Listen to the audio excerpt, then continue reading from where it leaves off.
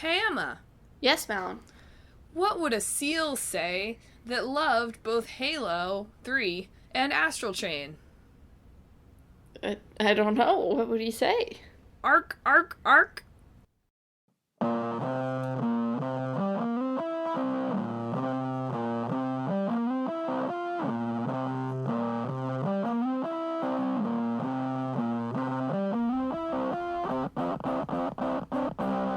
Hello, and welcome to Talk This.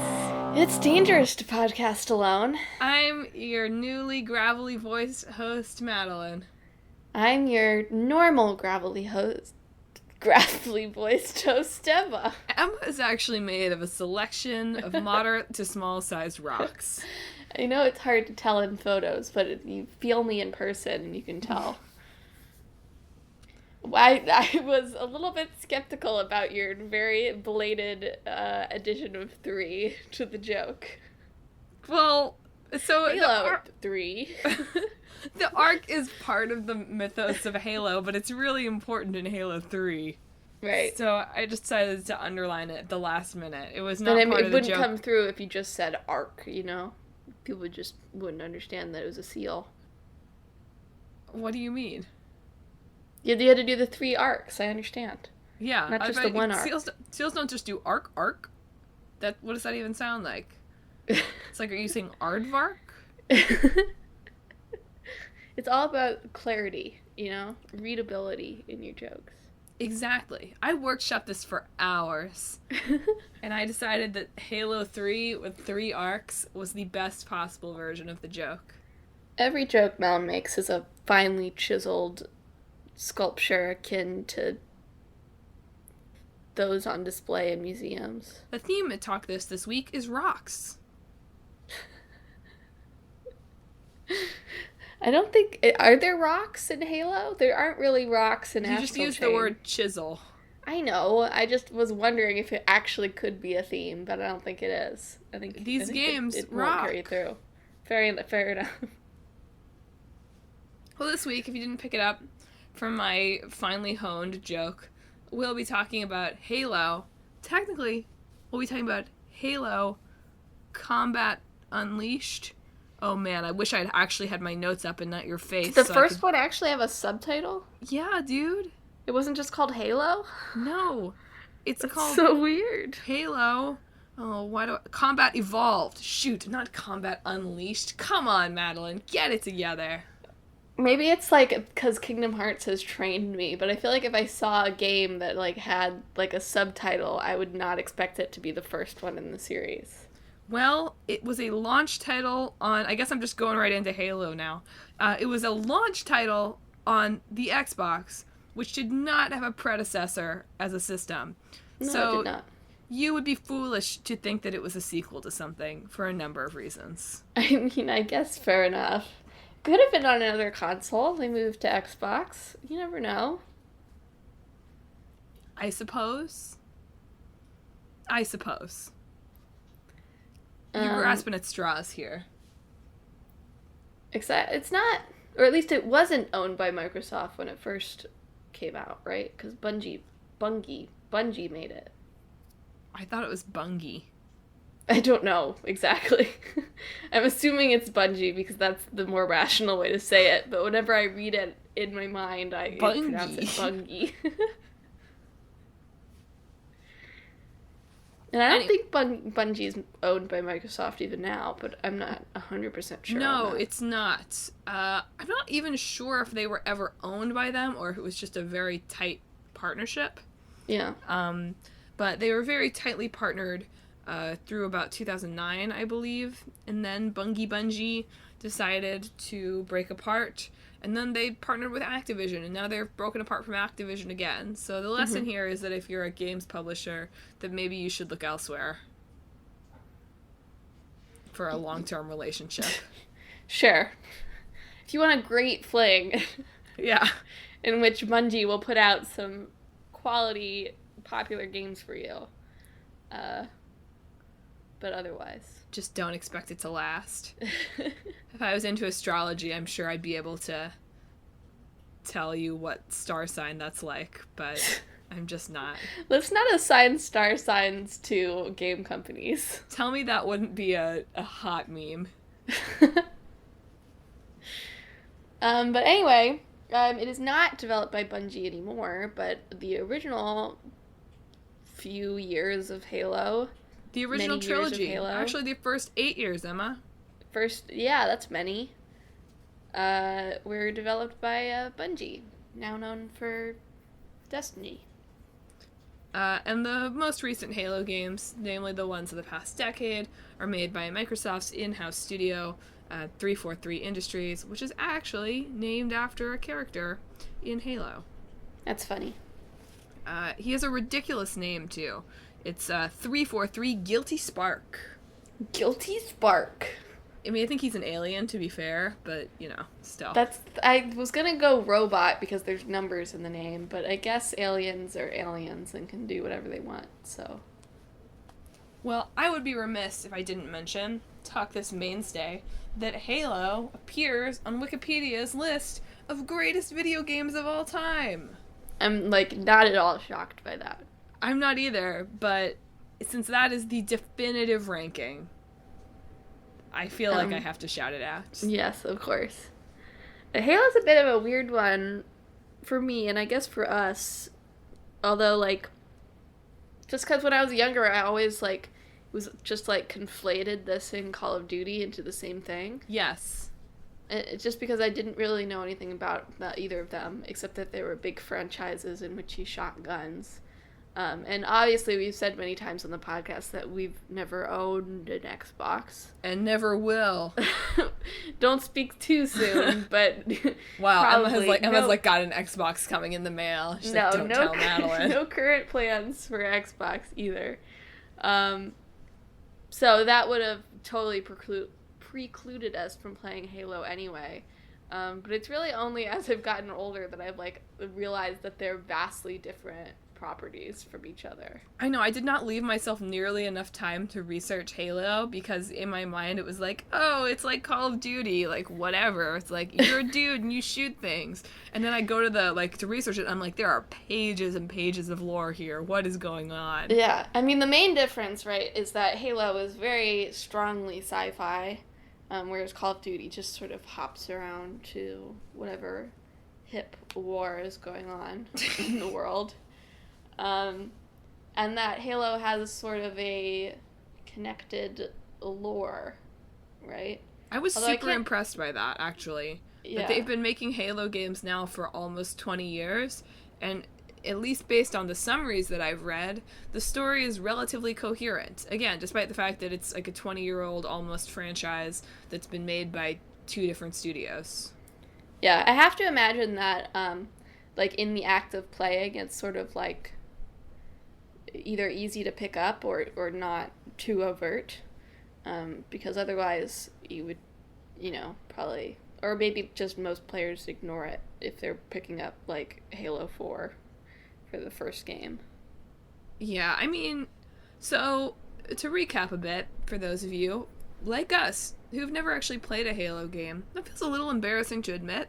I feel like Halo 3 in particular, I don't know if you feel this way or if the 2 years difference makes a big of a difference, but I feel like Halo 3 was such a ubiquitous game for, my middle school kind of time, roughly. It's everybody had Halo, everybody really liked Halo, they played Halo with their friends, right? See, I think this speaks to our different middle school experiences, in that you were friends with lots of boys, I guess. And I was very much friends with a bunch of nerdy, geeky girls. And who did not play video games very much. Fair enough. I just feel like in 5th grade, it was RuneScape. Then by middle school, it was more it was Halo.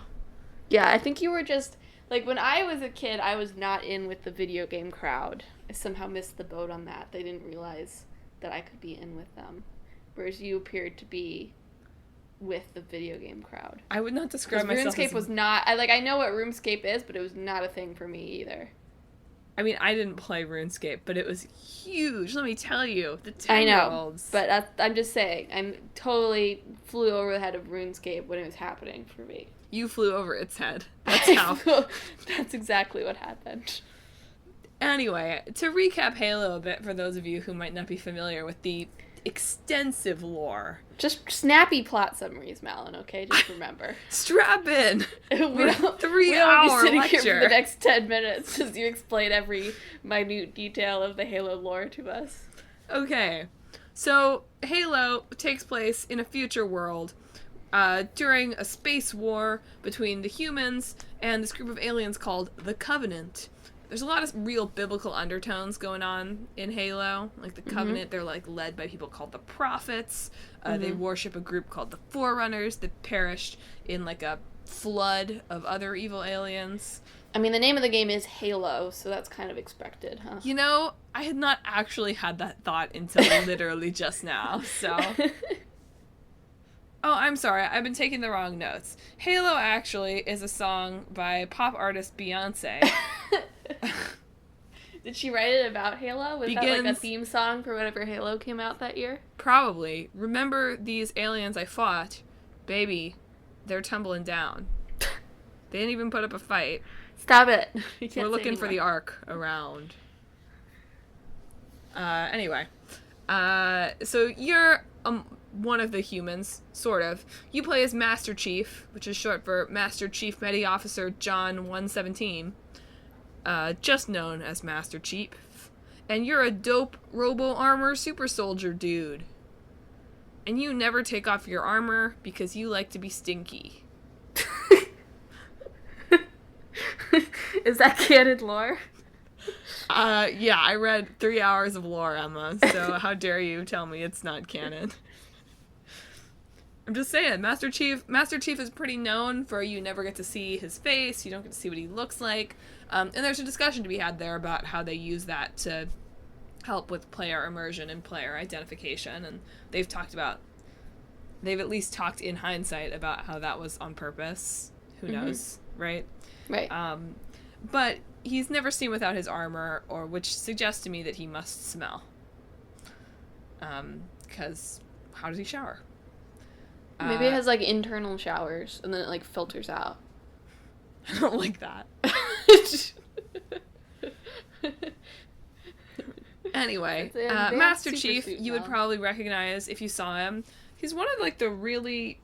If you think of, like, iconic video game characters, I feel like he's one of the most recent ones to have really transcended games. Yeah, I guess so. Right? It's like if you think of them, it's like most of them... It's weird to think of him as recent, is all. True, but most of them are Nintendo characters from, you know, very early. True. So, it is weird to think of him as recent, but that he existed in this millennium makes him recent. Yes. People want him anyway. in Smash, so that's how you know he's made it. Yes. Anyway, in the first Halo game, which is not Halo Combat Unleashed, but Halo Combat Evolved. Common misconception. See, why is it Combat Evolved when it's the first game? 'Cause, like, you're a super soldier, dude, and it's the future. Fine. I don't know. 'Cause Bungie was apparently just, like, freaking throwing this game together, like, panicking to create it. So, really? That's why. Nobody was like, why not just do Halo? They did not have time for that. But you're on the planet Reach, which is one of the last, like, Earth-colonized planets, and you get attacked by a group of the Covenant who's waging a holy war on the humans. And you're one of only a couple people to survive from this planet. And you end up fighting the Covenant on one of the Halos, which are these, like, ring-shaped super weapons that the Covenant in the past... Oh, no, not the Covenant, I'm sorry. The Forerunners created to destroy the flood of, like, parasite aliens.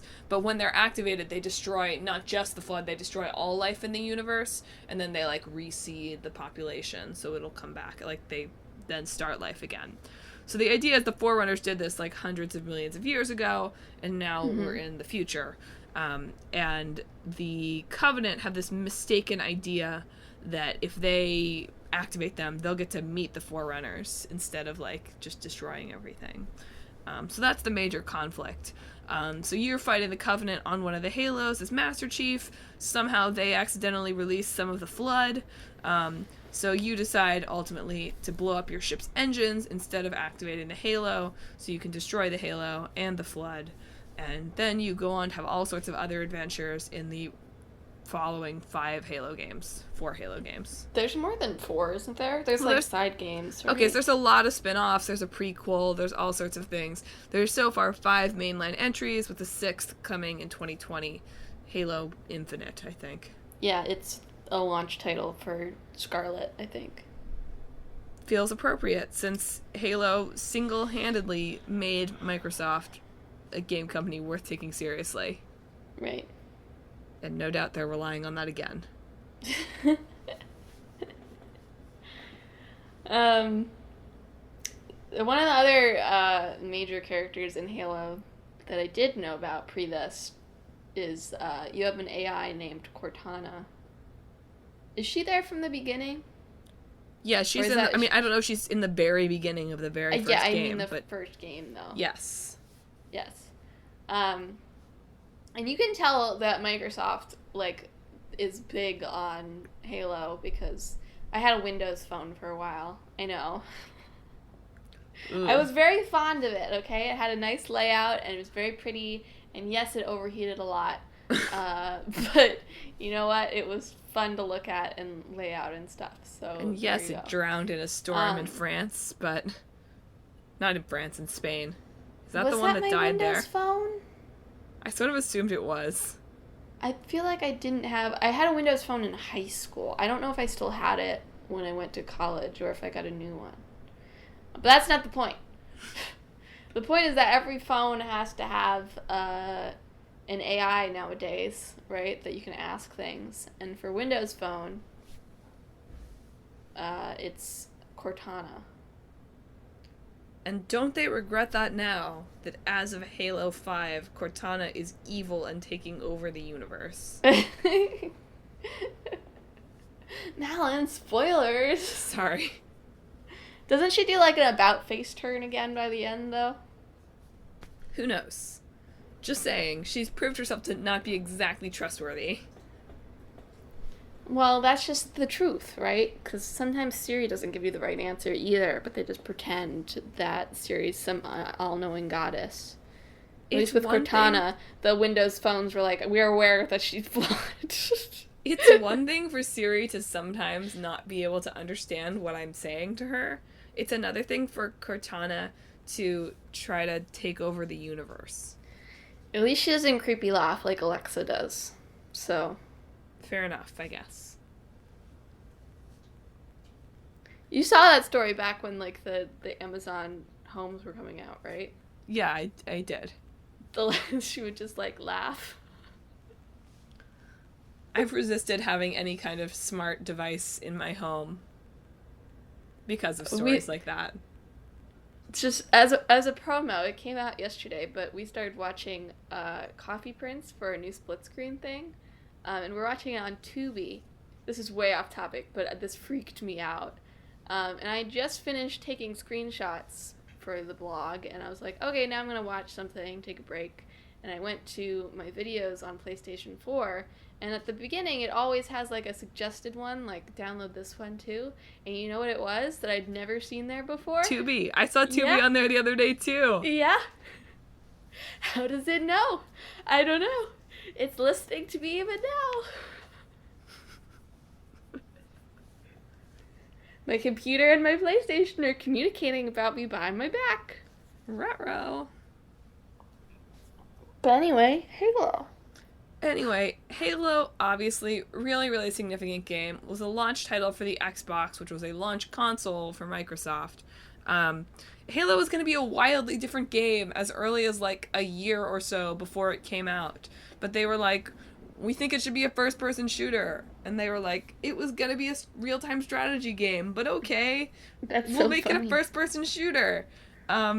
So basically it was this, I don't know. All the quotes about it talk about it as, everybody got to work together. It was good. But this feels like cries for help from a company that must have been in, a year-long crunch. Yeah. I'm sure in hindsight, with its resounding success, maybe it feels worth it, but I'm sure at the time it was mostly a haze of panic. It's like they moved their offices to Seattle, I was reading, and like one of the lead developers was like, yeah, like I didn't have time to unpack for 6 months. It's like, I mean, okay. no, that's a big mood even if you're not busy. Sure, but like also like, okay, dude. Like somebody referred to like they tried to like cut all sorts of features all over the place. So Halo eventually becomes known for its multiplayer, and multiplayer campaigns and like multiplayer being able to like play a bunch of players against each other with Xbox Right. Live. But like there was all sorts of things they had to like cut. So it was going to be an open world. They cut that. The campaign was going to be a lot longer, so they cut that and instead just reused a bunch of levels. Somebody is talking about like story duct tape that he's using to kind of piece it all together. They found out Xbox Live was not going to be ready, so they had to cut online multiplayer.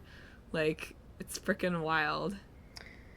Yeah. I mean, it's always like cutting features is one thing when you haven't already put work into it, but as soon as you've sunk some time into it and then you realize that it's not going to happen, that's what really hurts. Well, right? here's the kicker quote from Wikipedia.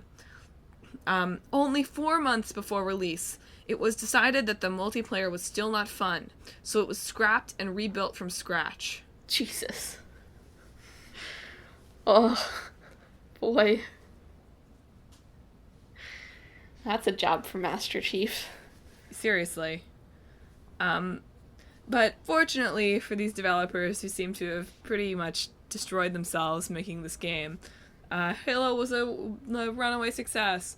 The first one sold like 5 million copies and really drove sales of the Xbox. Mm-hmm. The series as a whole has now sold somewhere north of 65 million copies and probably much more than that now. That was as of like 2015. It's actually almost still this week. I can't tell if it's this week or not. But it's the 15th anniversary of Halo 2. And I was reading an interesting kind of retrospective of that.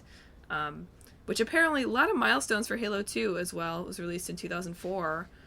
It was the best-selling entertainment release of all time when it was released, like, of anything.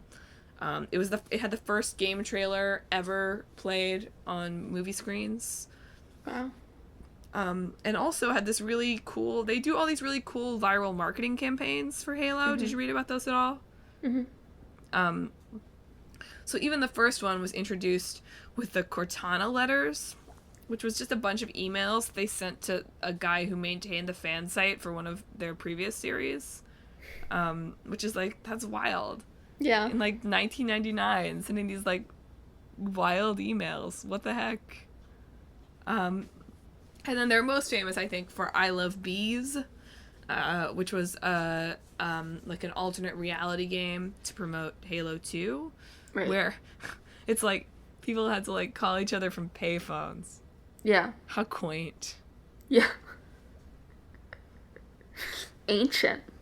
Yeah. But they have all sorts of really creative ways to promote Halo, which I think goes along with why it's considered so boundary breaking for the genre. And Halo really, it seems like, based on kind of critical consensus of it, really kicked off this era of first-person shooters that we're in and will be in for all time. Yeah. In addition to, as I've said, making Microsoft into like a company that, as opposed to being this like Western newcomer that nobody really had any confidence in, to something that was like going to be taken seriously. Right. But also like, wow, there's a lot of lore. Yeah. I know. I read like the first 2 paragraphs of the Wikipedia thing and I was like, no. I think that's all going to go straight through my head if I'm not actually playing it. It's just wild. I feel like these first-person shooter games always surprise me with the sheer amount of lore there is. Which probably says something about me, that I assume that they aren't that fully developed. Yeah. I mean, I think of Halo as one of those, like, and it kind of is, right? Like, one of those yearly release games. Which it isn't as much as, like, some others. And you could even say, like, Assassin's Creed is a yearly release game, and Yeah. like how complex is that?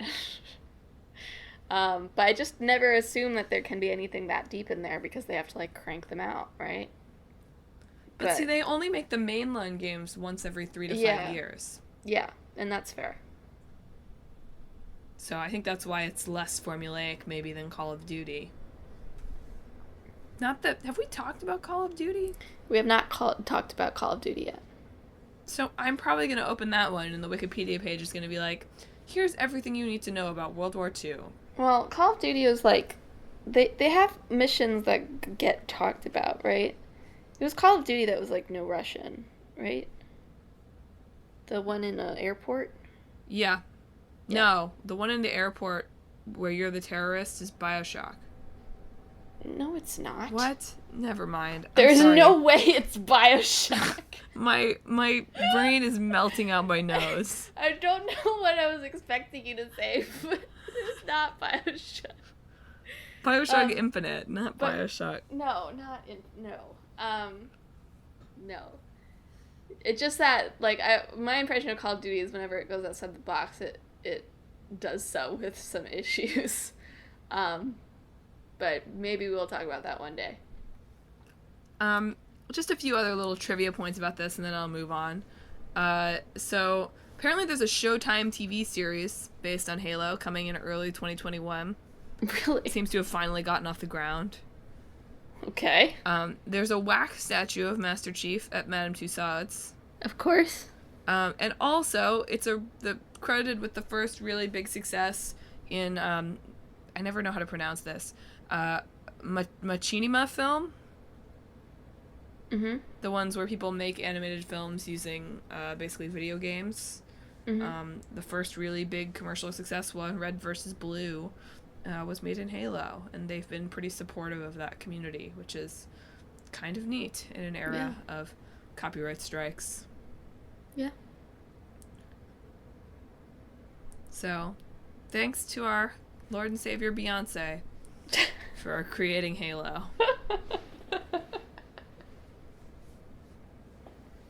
Not affiliated with the light ice cream.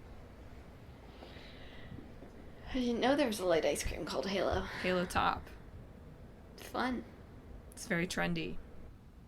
Speaking of fun and trendy, Astral Chain. I don't know if I would call it trendy. It's on the Switch. I mean, fair. What's fun and trendier than the Nintendo Switch? Nothing in the universe. Astral Chain is the latest release from Platinum Games, makers of Bayonetta and Nier Automata, both of which we've talked about on the podcast before. Astral Chain is a Switch exclusive action game.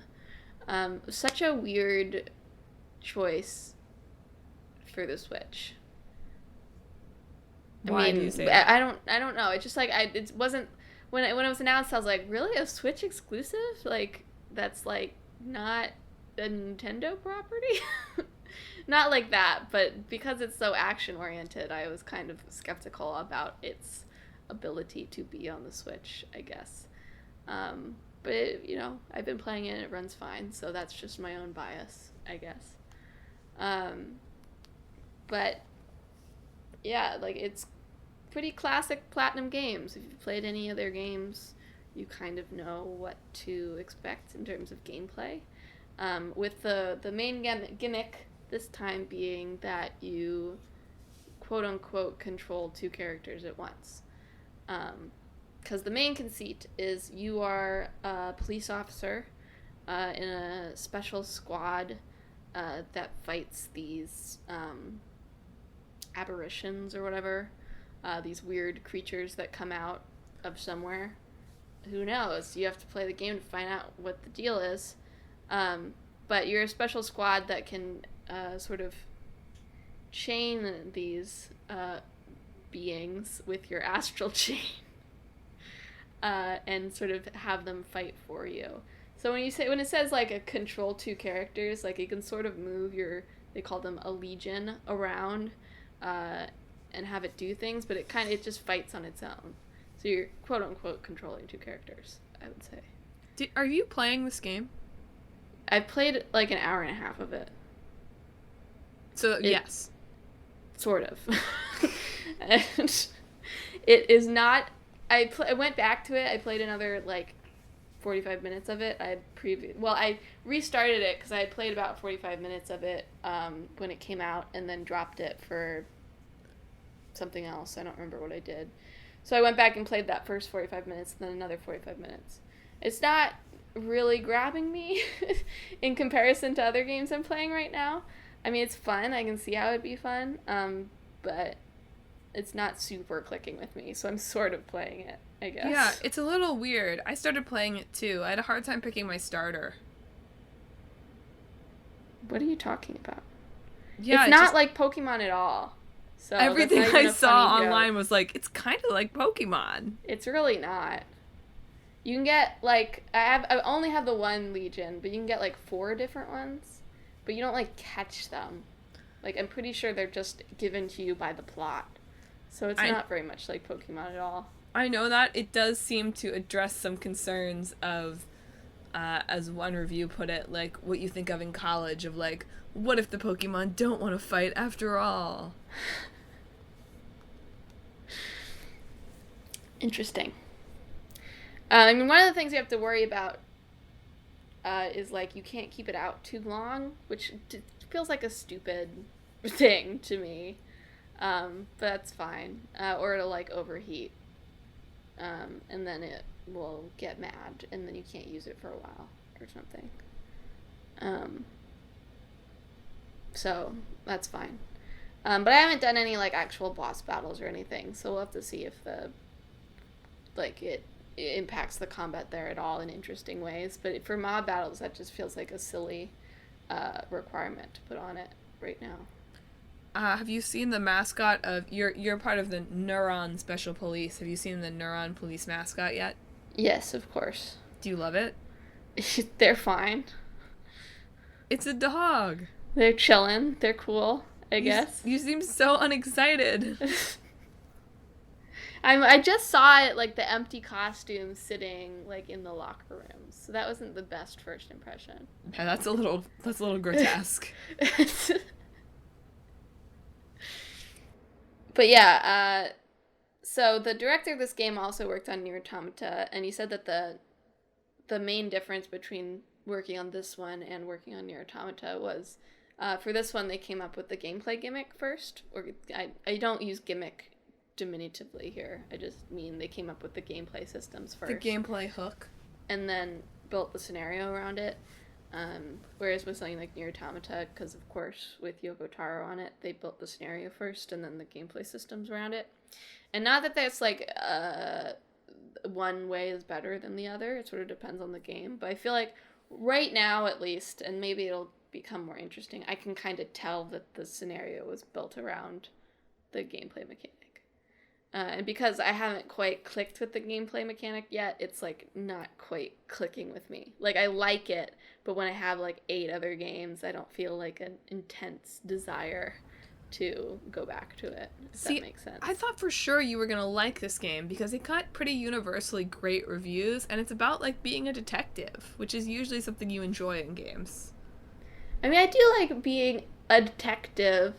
And again, maybe this is just like it needs to open up for me because I know you can like go recycle things, and that does sound pretty hype. Recycling? Yeah, you can like recycle. I've already picked up some things I can recycle, but I haven't found a recycling bin yet. So what?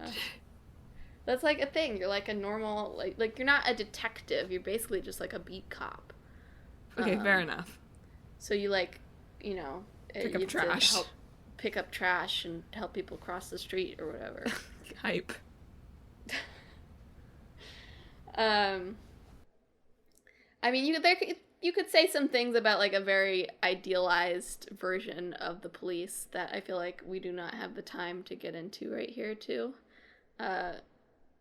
Which it feels different when you're actually playing as like a cop versus like a detective, I guess. But that's the bigger whole thing and not really about the game. But But yeah, there's a lot of things I like about it. And I think I just need to play more for it to, like, start having options. This is like the thing we talked about where, like, it gets fun after the first 3 hours. Yeah. Last week. But that's sort of what it feels like right now. It's just hard to focus on it when there's so many other things splitting my attention. I do need to throw out there for the purposes of explaining my joke that the mega city that you inhabit in 2078 with the remains of humanity is called the Ark. In Halo? No, in Astral Chain. Oh, I didn't know that. Well, why did you think... Why did you laugh at my joke? Because I thought it was a Halo thing. You said the Ark was important in Halo 3. And Astral Chain. I didn't hear that part. I think you forgot to say it. I did not. I said my joke, word for word, was, "Hey, Emma." "Yes, Madelyn?" "What would a seal that really loved Halo 3 and Astral Chain say?" "What, Madelyn?" "Ark, ark, ark." I should have just said to rewind to the beginning and then skip back. I'm not doing that level of editing. I'm sorry. Well. Something that is funny about Astral Chain, and this is like an outside thing, but so Platinum had announced like 2 years ago at E3 that they were working on a game called Babylon's Fall, and then like 3 months later they announced that they were working on Astral Chain, and then a year later Astral Chain's come out and they've said absolutely nothing about this other game that they announced at E3. They're like it's like clearly Astral Chain was like a project either that was smaller or that they were working on first, but like, or both. But it's just funny that they're clearly so much farther along on this project, and yet like this other one got announced first for whatever reason. It's just like a confused discussions when the reveal trailer came out for this at like a Nintendo Direct, about what they were working on exactly. But I think the main thing that is interesting about it is sort of the being able to control 2 characters, because at least for me, like, I enjoy games where they force you to in some way be controlling more than one character, in a way that's different than just like turn-based combat, because that, I think it's interesting when you have to simultaneously control multiple characters. Is it like the left Joy-Con is one character and the right is the other? Yeah. Oh, that feels hard. Yeah, it's a little bit weird. I haven't really, like, I did all the tutorials, basically. So I haven't really used the new abilities that we've learned in actual combat. But it is a little bit finicky. Like, there's a couple of moves it taught you.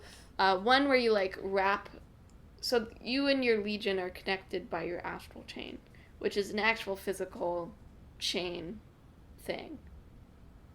Or it's, like, some sort of physical manifestation of a chain. But then you can use that chain in combat, obviously, because it has an effect on enemies. So, like, the 2 main moves that they taught us in the tutorial was, like, one, you sort of spin your Legion around an enemy and it locks it in place, right? Because the chain gets, quote-unquote, tangled around the enemy, and then you can both sort of wail on it while it's held down.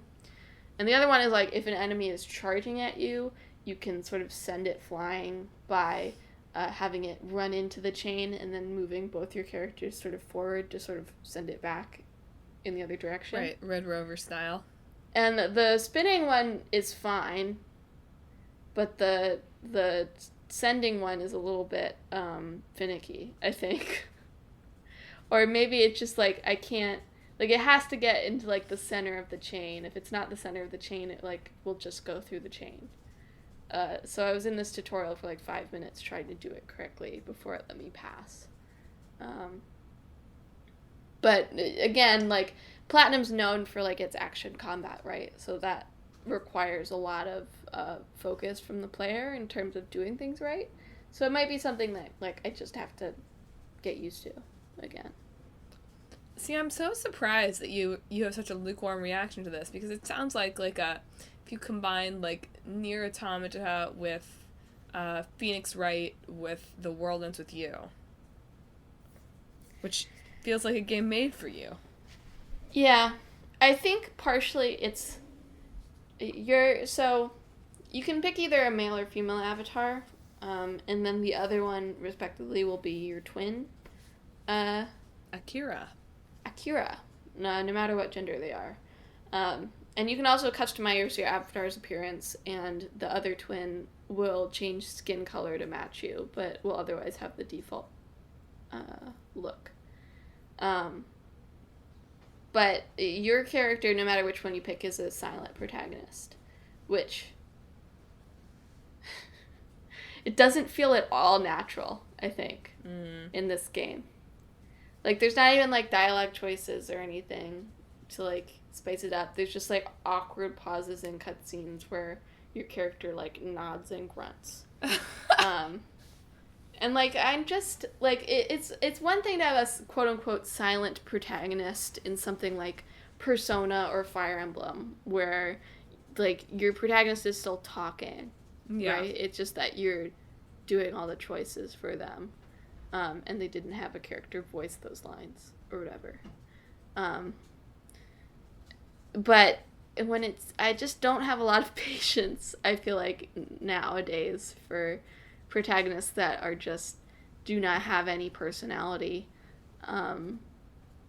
against, like, a big, very personality-filled game, right? Like, Astral Chain has a lot of personality in terms of its graphics and all the stuff that's going on, like, It has a very dynamic opening where you're, like, on a bike and you're dodging things and you're shooting things. And then, like, your brother comes in over the radio, is like, hey, can you hear me? Can you help me? Please come get me. And you don't say anything. Like, the boy's in trouble. Let him wonder. And you can't even be bothered to say, don't worry, Akira, I'm coming. No.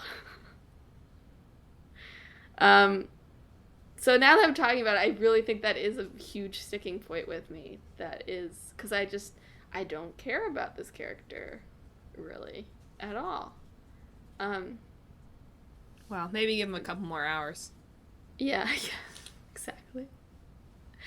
It's just like, when everybody else talks, it just always, and when they address you and, like, pretend that you answered a question, even though you didn't speak, it's just a little bit like, oh, really? Oh, for sure.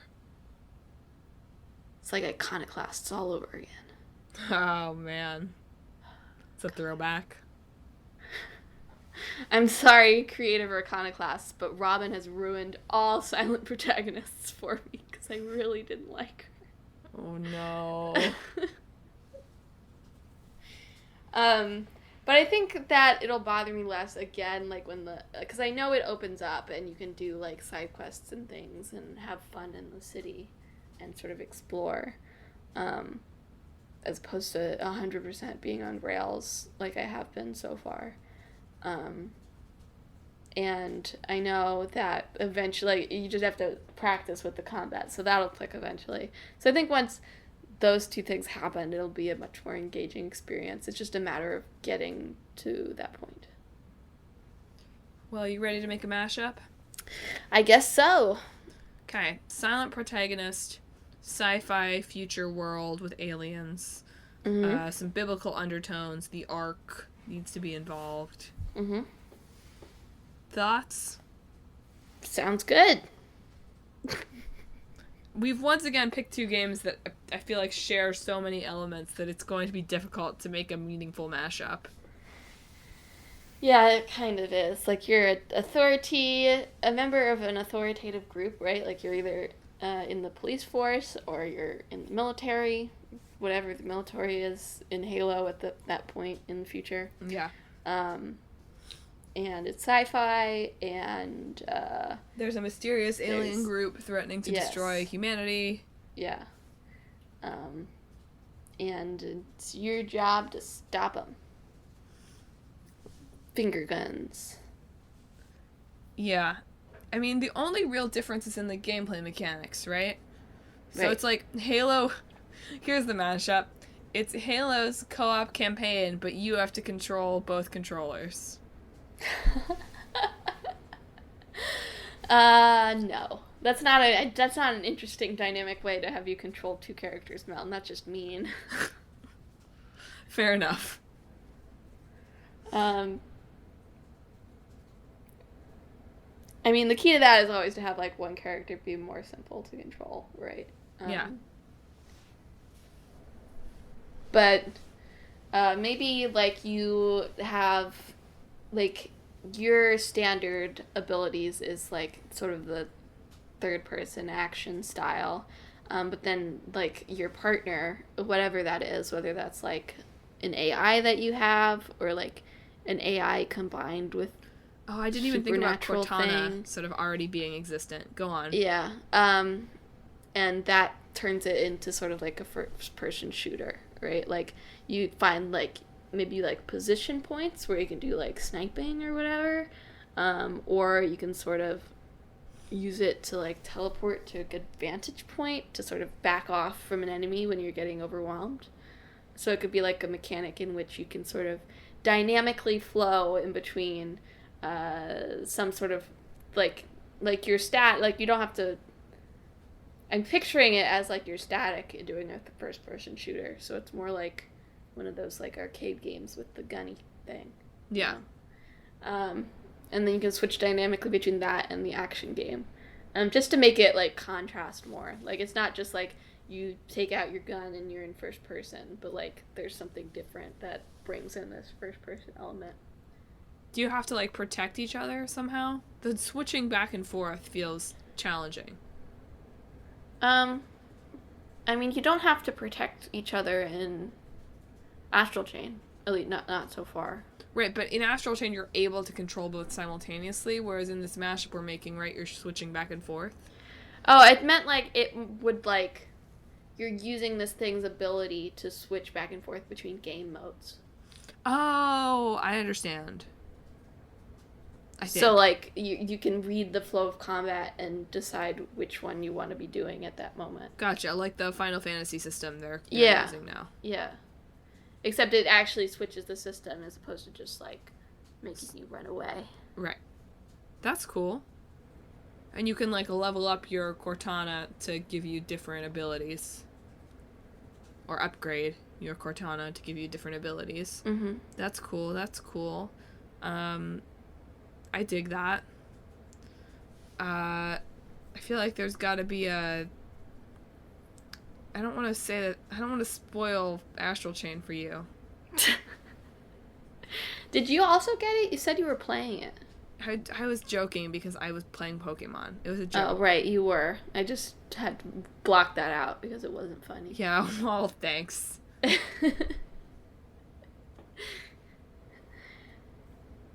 Yeah, let's not spoil Astral Chain for anybody, because it hasn't been out that long. I don't think that knowing where the story goes is necessarily going to ruin it for me. But who knows? Maybe I'll be really invested. Fair enough. It could be cool to have some portion in the at least 3/4 of the way through the game where your AI gets hacked somehow. Oh, I could have predicted that would happen in Astral Chain. Oh, that's really more riffing on Halo 5. Oh, okay. That's fine, too. I'm sure my Legion will get taken over at some point in Astral Chain.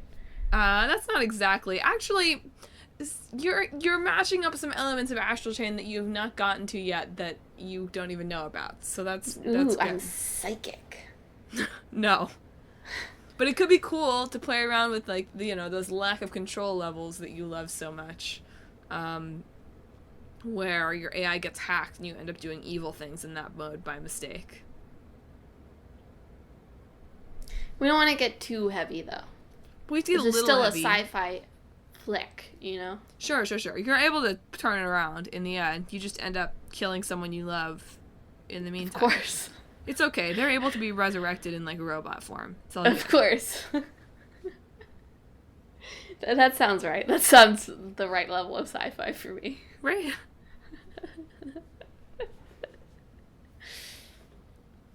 Well, I think we've got some elements there. I think it would need some more thoughts on cohesion. No, it doesn't. It's a sci-fi action adventure. Make up some silly lore for it, and it's great. Fair enough, you know? Something about the Exodus, where we all left the planet. And yes. The Commandment is our leader. And the commandment is the leader? the military force is called Moses. Military, official, super, excellent system. Squad. I do have a very big soft spot for very stupid acronyms in games. There you go. Moses. So we do have to throw some in there. Perfect. Well, What's folks, it called? That's what we've got for you on our mashup this week. Buy it 2020 when Halo Infinite comes out. What's it called? This one's called... no, hang on. It's called Single Ladies. If you liked it, then you should have put a ring on it. Like Halo. That's the subtitle. Yeah. Good. Got it. I like it. Because you play as a woman, but you'd never know. It's like a Samus situation. Definitely would get us sued. Wouldn't get us sued, I mean. Well, folks, thanks for tuning in to this episode of Talk This. Wanna sue us? Here's everywhere you can reach us. If you're Beyonce's lawyers, boy, are we excited that you're listening to our podcast. It's almost worth it. Very thrilled. I can't believe she came out with such a brilliant video game back in 1999. It's a good thing she left Destiny's Child. It's true. So if you're looking to reach us, you can find us on social media. We're on Facebook, Twitter, and Instagram at Talk This Podcast, and we're on YouTube at Talk This Sisters. So drop us a line there if you've got ideas for better sci-fi mashups, if you have fond memories of playing Halo with your Xbox friends in your Xbox community that I will never be a part of, or anything else related to the episode. If you have tips on how I might kick this cold, please feel free to shoot me a message. You can also find us on our website, www.talkthispodcast.com, where you can read about the show, see the games that are in the hat that Emma's about to pick from, and check out our blog, featuring long-running series Clickbait Boyfriend, where my boyfriend is playing through the Kingdom Hearts games. I mean, let's be honest, he's been done with them for a while. I'm just behind on the blogs. But someday Remind will come out, and I'll catch up by then. And also Split Screen, which, as Emma teased, just dropped the first edition of our new era, watching, alongside our existing series, My Hero Academia, Coffee Prince, on the mind-reading TV streaming service Tubi. The computer is talking about it behind your back. Now that I've said it out loud, it's probably on behind me. But it's free, and it lets you take screenshots. That's the key. No, Emma, the key is to subscribe to the show. We're on Apple Podcasts, Google Podcasts, Stitcher, TuneIn, Spotify, Overcast, Pocket Cast, Pandora Podcasts, anywhere you can find a podcast. Talk This is there. All right, Emma, I've rapidly begun running out of voice in the last 2 minutes, so let's pick some games for 2 weeks from now. Oh my god, you sound painful.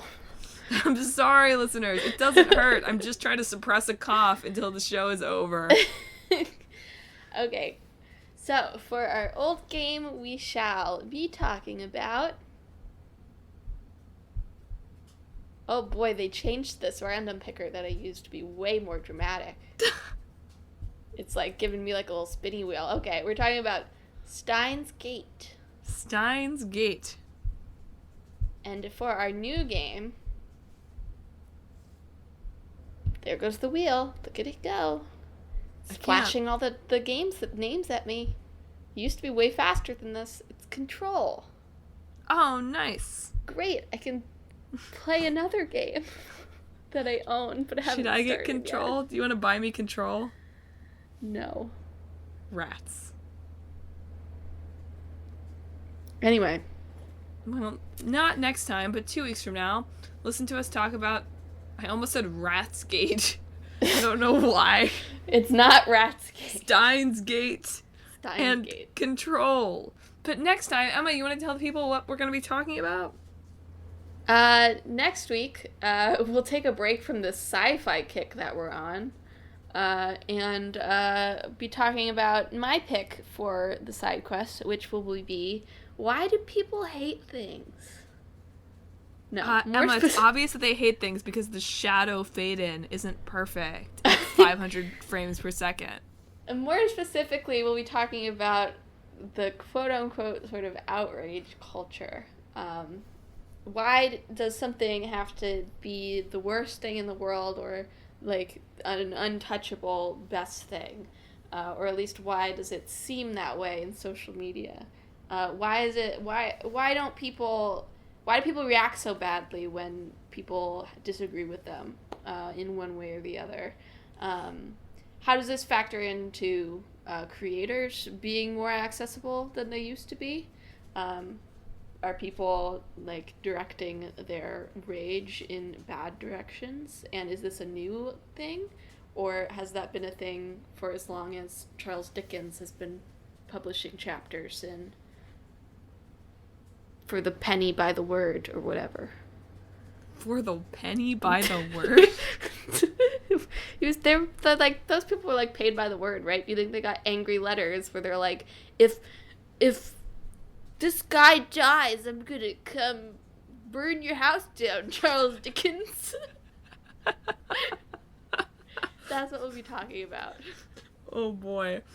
That's fun, because in Dickens's classic novel, Great Expectations. No, wait. Shoot. Yeah, it's Great Expectations. I was like, is it Tale of Two Cities? No, it's not. It's Great Expectations. Miss Havisham does burn down her house by mistake. So it's a reference to his work. Very clever. A true fan. Oh, no. Look, they just wanted Dickens to do his best work. They just didn't want Dickens to be lazy. They wanted him to come up with brand new characterizations. They wanted him to describe shadows better. Anyway, not enough puddles, Charles. Not enough puddles. Until then, do you want to sign us off, Alan? Listeners, I hope you have a week that is weirdly biblical, but only in a good way. Whatever that means.